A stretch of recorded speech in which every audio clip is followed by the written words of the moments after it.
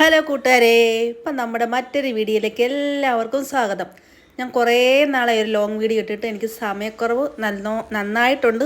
അത് മാത്രമല്ല, നമ്മുടെ കൃഷിയൊക്കെ കുറച്ച് നിർത്തി വെച്ചിരിക്കുകയെന്ന് പറയാൻ പറ്റത്തില്ല. ടെറസിലുണ്ട്, ഉള്ളത് തന്നെ ഉണ്ട്. പിന്നെ പുതിയതായിട്ട് ഞാൻ നട്ടില്ല, കാരണം എല്ലാം ഓണത്തിന് വേണ്ടി നടാമെന്ന് വിചാരിച്ചു.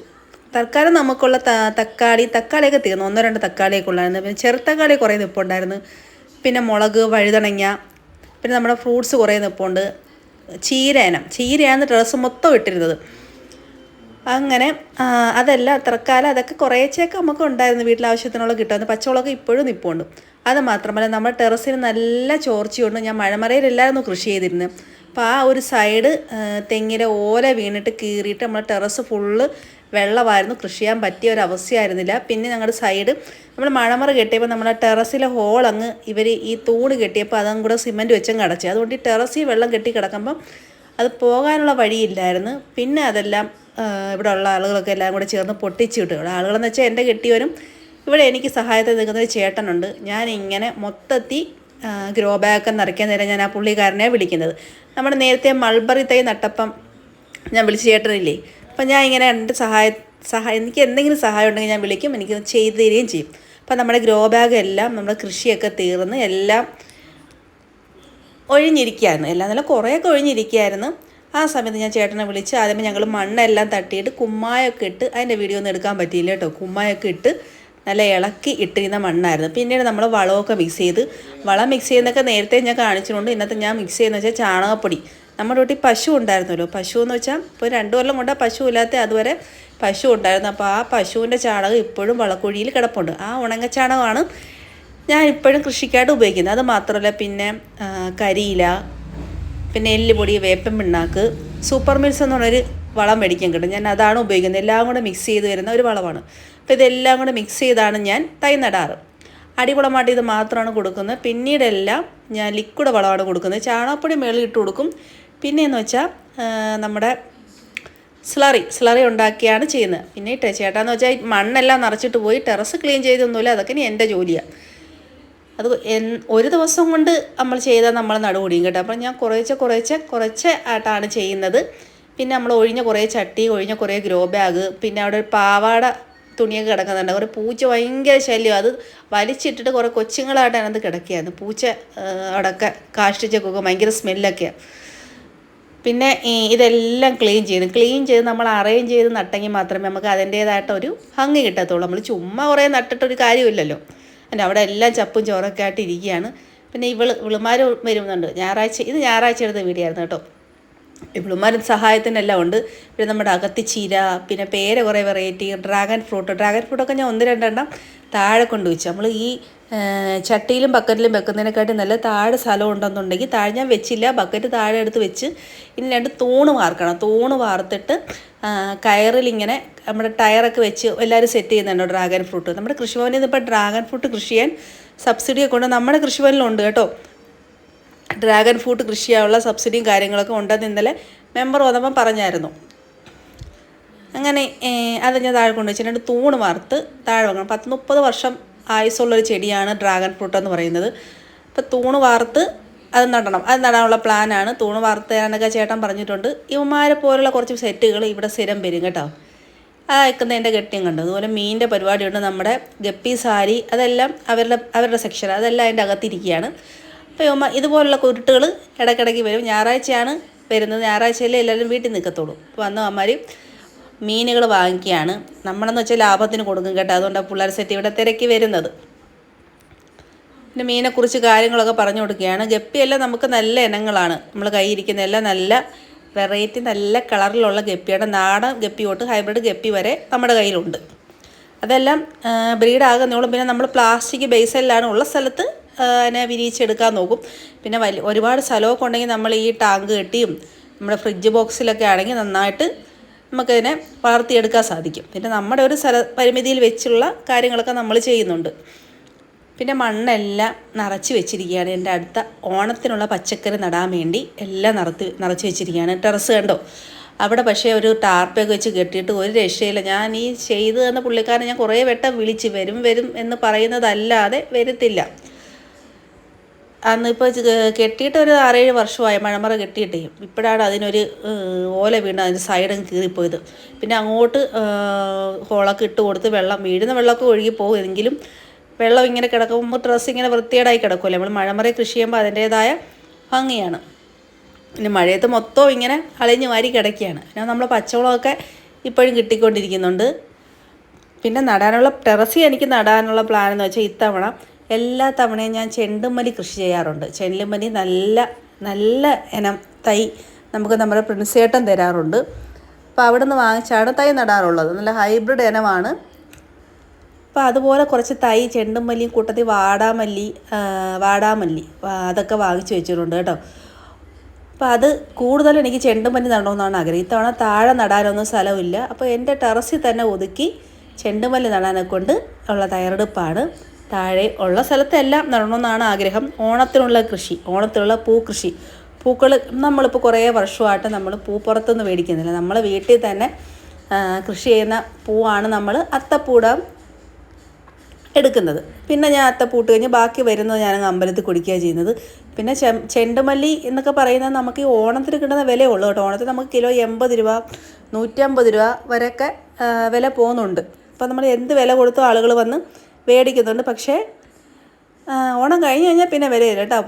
തൂത്തുവാരി കൊടുത്താലും ഒരു 50 രൂപ കൂടുതൽ കടക്കാരന്മാർ നമുക്ക് തരത്തില്ല. അതുകൊണ്ട് കഴിഞ്ഞ പ്രാവശ്യം ഓണം കഴിഞ്ഞ് തന്നെ തൂത്തുവാരി പിടിച്ചു. അതെല്ലാം ഞാൻ പിന്നെ അമ്പലത്തിൽ പറിച്ച് കൊടുത്തത്. എന്തിനാ വെറുതെ നമ്മൾ ലാഭമല്ല അത് കൊണ്ട് കൊടുത്തിട്ടൊന്നും ഒരു കാര്യമില്ല. അമ്പലത്തിൽ കൊടുത്താൽ നമുക്ക് അത്രയും പുണ്യമെങ്കിലും കിട്ടും. പിന്നെ ആ നിൽക്കുന്ന ബേറാപ്പിളുണ്ട്. ബേറാപ്പിൾ എനിക്ക് തോന്നുന്നു 2 ടൈപ്പ് ഉണ്ടെന്ന് തോന്നുന്നു. എൻ്റെ കയ്യിൽ മുമ്പ് ഉള്ളത് ഇമ്പോർട്ടായിരുന്നു. അത് മുള്ളില്ലാത്ത ഇനമായിരുന്നു. പക്ഷേ നല്ല മധുരമായിരുന്നു വിളഞ്ഞ. പക്ഷേ ഇത്തവണ 2 മേടിച്ചുകൊണ്ട് കുനുനാ പിടിക്കുന്നുണ്ട്. പക്ഷേ ഒരു രുചിയില്ല. ഒരുമാതിരി കിറുകളാന്നിരിക്കുന്ന ടൈപ്പാണ്. ചുമ്മാ നമുക്കിങ്ങനെ പിടിച്ച് കിടക്കുന്നത്. എന്തൊരു ഇനമാണെന്ന് എനിക്കറിയാം. അറിയാമെന്നൊന്നും പറയുന്നത്. ഇതാണ് മുള്ളൊക്കെ ഉള്ളൊരു ടൈപ്പാണ്. പിന്നെ വലുതായിട്ട് വിളയുന്നില്ല, ഒഴിഞ്ഞൊഴിഞ്ഞ് വീഴുന്നുണ്ട്. പിന്നെ കാറ്റത്ത് കുറേ സാധനങ്ങളൊക്കെ താഴെ വന്ന് വീണ്. എൻ്റെ ഞവരെയൊക്കെ കുറേ വർഷമായിട്ട് എൻ്റെ കൂടെ തന്നെ ഉള്ള ആളുകളാട്ടോ. പിന്നെ ഇത്തവണ ഞാൻ നടാൻ ഉദ്ദേശിക്കുന്നത് വെച്ചാൽ നമ്മുടെ തക്കാളി, വെണ്ട, മുളക്, കുറ്റിപ്പയർ, പടത്താനുള്ള കുറ്റിപ്പയർ, പിന്നെ വഴുതനങ്ങ, പിന്നെ ചെണ്ടുമല്ലി കുറേ നടണമെന്നുണ്ട്. പിന്നെ ചോളം, മല്ലി, സെലറിയൊക്കെ എൻ്റെ കയ്യിലുണ്ട് കേട്ടോ. സെലറി, പുതിനയൊക്കെ എൻ്റെ കയ്യിലുണ്ട്. അതിൻ്റെ കൂട്ടത്തിൽ മല്ലിയും കൂടെ നടണമെന്നുണ്ട് ആഗ്രഹമുണ്ട്. അപ്പോൾ ഇതൊക്കെയാണ് പ്ലാൻ. പിന്നെ സമയക്കുറവുണ്ട് കേട്ടോ. എങ്കിലും ഞാൻ എൻ്റെ ഓണം ആകുമ്പോഴേക്കും എൻ്റെ ടെറസ് ഒരു പൂങ്കാവനമാക്കണമെന്നതാണ് എൻ്റെ ഒരാഗ്രഹം. പൂക്കൾ കൊണ്ടും പച്ചക്കറി കൊണ്ടും സമൃദ്ധമാക്കണമെന്നാണ് എൻ്റെ ഒരു ആഗ്രഹം. ഇത് നമ്മുടെ ഓൾ സീസൺ അമ്പഴങ്ങ എന്ന് വെച്ചാൽ എപ്പോഴും ഉണ്ടാവും കേട്ടോ. ഒരു ചെറിയൊരു ഡ്രമ്മിൽ നിൽക്കുക, എപ്പോഴും ഇങ്ങനെ കാവെടുത്തുകൊണ്ട് വലുതായിട്ട് ഒരുപാട് വലുതൊന്നും ആകത്തില്ല. നമ്മൾ പറിച്ച് കഴിഞ്ഞ് വീണ്ടും അടുത്ത കൊമ്പിൽ നിന്ന് പൂ വരും. പിന്നെ വീണ്ടും പിടിക്കുക. ഇങ്ങനെ വെറുതെ ഇങ്ങനെ വെള്ളം ഒഴിക്കുന്ന സമയത്തൊക്കെ നമുക്കിങ്ങനെ പറിച്ച് കഴിക്കാം, രസമാണ്. പിന്നെ നമ്മുടെ പേര, അതിനകത്ത് 2 പിടിച്ച് 2 പുഴു കയറിപ്പോയി. പേരയ്ക്ക് കൂടിട്ട് കൊടുക്കണമെന്ന് കായ്ച്ച കൊത്തി നശിപ്പിച്ച്.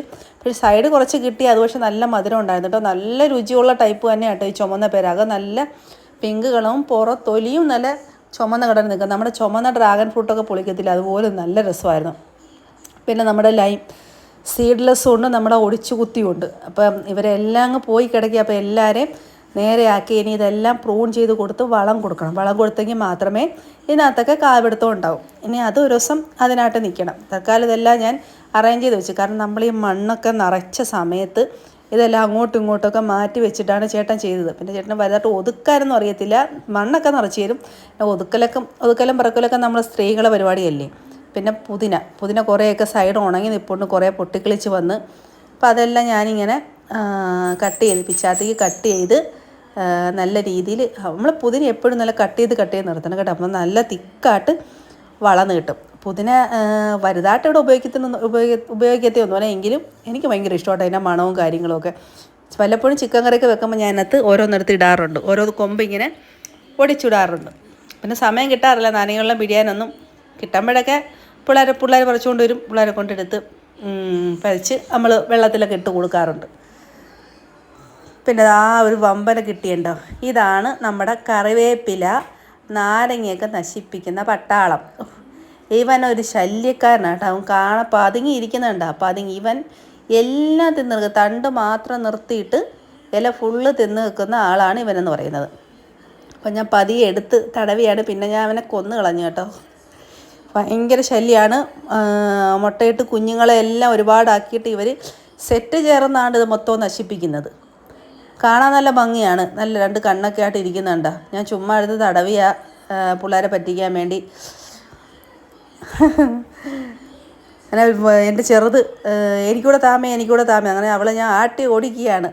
പിന്നെ ഞാൻ എൻ്റെ അടുത്തും കളഞ്ഞേട്ടാ, കളഞ്ഞില്ല, കൊന്നു കളഞ്ഞില്ല. പിന്നെ നമ്മളെ ചെടി മൊത്തം നമുക്കൊരു ഉപദ്രവകാരിയാണ്, ചെടി മൊത്തം നശിപ്പിച്ചോളെ. പിന്നെ ഈ കുറച്ച് സാധനങ്ങൾ കാണിച്ചു തരാം. കോളിഫ്ലവർ എന്ന് വെച്ചാൽ കഴിഞ്ഞ ഡിസംബറിൽ നട്ടു കൊടുത്തതാണ്. ഇപ്പം തന്നെ അടുത്ത ഡിസംബറൊക്കെ ആവാറായിട്ടുണ്ട്.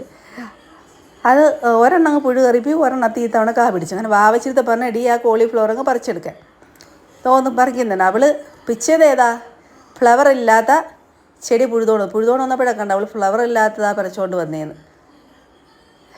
അതിനവളെടുക്കാന്ന് ബഹളം വയ്ക്കുക. ചെടി പറിച്ച് കളഞ്ഞതും പോരാഞ്ഞിട്ട് പിന്നെ അവൾ ഞങ്ങളെ വഴക്കുമെന്ന് വിളിക്കും. അവൾ കറക്റ്റായിട്ട് പോയി ചെണ്ട് നമ്മുടെ പൂച്ചെണ്ട് പോലത്തെ ഒരെണ്ണം പറിച്ചുകൊണ്ട് വന്നിട്ട് അവൾ ഡാൻസ് ചെയ്യുകയാണ്. മറ്റേത് പറഞ്ഞാൽ സൈഡ് കുറച്ച് ചീത്തയായിപ്പോയി. ഇങ്ങനെ കുഴപ്പമില്ല, കട്ട് ചെയ്തെടുത്ത് ഞങ്ങൾ ഫ്രൈ ആക്കി കഴിച്ചായിരുന്നു കേട്ടോ. കോളിഫ്ലവറോടെ കറി വെക്കുന്നതിനെക്കാട്ടും ഇഷ്ടം എല്ലാവർക്കും ഫ്രൈ ആയിട്ട് കഴിക്കാനാണ്. പിന്നെ അപ്പോഴവിടെ നിന്ന സമയത്താണ് ടെറസിൽ മഴ പെയ്തു തുടങ്ങിയത്. മഴ തോന്നുന്ന സമയത്താണ് ഞങ്ങൾ കയറിയത്. പിന്നീട് മഴ പെയ്ത് ഞാൻ കാണിച്ചു തരാം. മൊത്തത്തിൽ വെള്ളം പെയ്താൽ ഞാൻ കാണിച്ചു തരാം കേട്ടോ. ഇങ്ങനെ വെള്ളം വീണ് എൻ്റെ ചെടി മൊത്തവും നശിച്ചുകൊണ്ടിരിക്കുക. ഭയങ്കര വിഷമം. അതുകൊണ്ട് ചിമ്മിനിയിലും അതിലെ കൂടെ എല്ലാം ചിലപ്പോൾ അടുക്കളയിലും ഇറങ്ങുക, ചിമ്മിനിയുടെ ഭാഗത്തായോണ്ടേ. പിന്നെ അങ്ങറ്റത്ത് കറിവേപ്പില വെക്കുന്നുണ്ട്, ആ മുട്ടൻ കറിവേപ്പില. അവനെ ഞാനെടുത്തങ്ങ് താഴെ വെച്ചായിരുന്നു. അതിൻ്റെ വീഡിയോ എടുക്കാൻ പറ്റിയില്ല കേട്ടോ. ബക്കറ്റിൽ നിന്ന് അതങ്ങ് വലുതായി, എൻ്റെ അത്രയും പൊക്കമായി. അങ്ങനെ പിന്നെ ഞാനെടുത്ത് തറയിൽ നിട്ട് അപ്പോൾ നമുക്ക് ഇല കിട്ടുമല്ലേ. പിന്നെ അവളെടുത്ത് വെള്ളം പിടിക്കുക. ഏകദേശം സമയം 6:30 കഴിഞ്ഞ്. മേളിൽ ഞങ്ങൾ ലൈറ്റൊക്കെ ഇട്ടിട്ട് ടെറസിൻ്റെ മേളിൽ നിൽക്കുകയാണ്. ഞായറാഴ്ച ആണ്ട് എല്ലാവരും കൂടെ ഉണ്ട്, അല്ലെങ്കിൽ പിന്നെ ഞാൻ ഒറ്റയ്ക്കേ കാണത്തുള്ളൂ, എല്ലാവരും മുങ്ങിക്കളയും. ഇനി അറേഞ്ച് ചെയ്ത് വെച്ച് ഒരുവിധമൊക്കെ തീർന്ന് വെള്ളം പിടിക്കാൻ പോയി എൻ്റെ ദേഹത്തൂടെ വെള്ളം വീണ്. ഞാൻ അവിടെ ഒരു പുതിനത്തൈ നട്ടായിരുന്നു കേട്ടോ. അപ്പോൾ അതിന് കുറച്ച് വെള്ളം ഒഴിക്കാനെ കൊണ്ട് പോയി. പിന്നെ വെള്ളമൊഴുപ്പും കാര്യങ്ങളൊക്കെ ഇപ്പോൾ കുറവ് തന്നെയാണ്. മഴ ആയതുകൊണ്ട് ഈ ടെറസിൽ വെള്ളം ഇങ്ങനെ നിറയുമ്പോഴേ അതിങ്ങനെ ഒഴുകി ഈ എല്ലാ ചെടിയുടെ അടിയിലോട്ട് പോകുമല്ലേ. അപ്പോൾ ഈ തറയിൽ ഇങ്ങനെ ഇരിക്കുന്ന ചെടിക്കാണെങ്കിൽ ആ വെള്ളം വേര് വലിച്ചെടുക്കും. അപ്പോൾ നമ്മുടെ ഈ ചെടി ഒന്നും വാടിപ്പോകത്തില്ല. അതുകൊണ്ട് ഈ മഴയത്ത് ആ സൈഡിൽ കൂടെ വെള്ളം വീഴുന്നെങ്കിലും വെള്ളം മൊത്തം ഒലിച്ചിങ്ങിറങ്ങി എല്ലായിടത്തും എത്തി എല്ലാവരും വേരിൽ വെള്ളം വലിച്ചെടുത്തിട്ട് വാടാതൊക്കെ നിൽക്കും. പിന്നെ ചിലതൊക്കെ ഞാൻ വെള്ളമൊന്നും അങ്ങനെ പിടിക്കത്തില്ല. അതിനൊക്കെ നമ്മളിങ്ങനെ വെള്ളം ഒഴിച്ച് കൊടുക്കണം. പിന്നെ ഞാൻ ഒരു പുതിനത്തൈ, ഇത് ഞാൻ നേരത്തെ റീൽസായിട്ട് ഇട്ടുള്ളതാണ്. പുതിന ഇങ്ങനെ നമ്മൾ വളർത്തിയത്. പുതിന അതുപോലെ എത്ര ഒടിച്ച് വെച്ചാലും ഇവിടെ ഒരുപാട് പിടിക്കും കേട്ടോ. അപ്പോൾ ഇന്നത്തെ വീട് ഇത്രയൊക്കെയുള്ളൂ. ഓണക്കൃഷിക്കുള്ള ഒരുക്കങ്ങളൊക്കെ എല്ലാവരും തുടങ്ങിയെന്ന് വിചാരിക്കുന്നു.